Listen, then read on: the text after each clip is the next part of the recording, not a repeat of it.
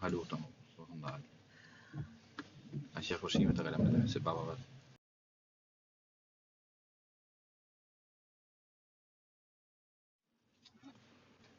Tema che fa il meglio in sala? Evet.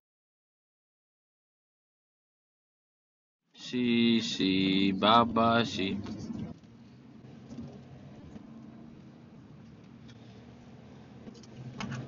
5 free estimates. Okay, minus the free estimates.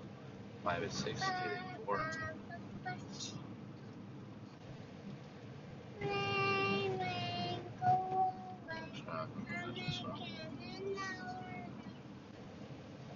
Alia, 1.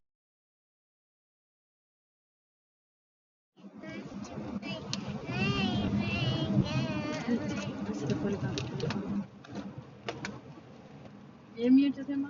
Ya bu taşlı diyorlar. Neyse ki işi yapıyorlar. Neyse ki işi oldu. Yapacağım. Taşlığın var. Götürüm geçiyorsun. Şimdi yaparım.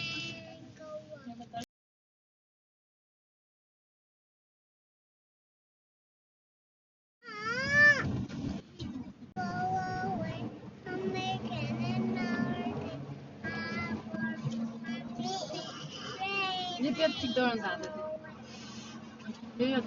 Yok.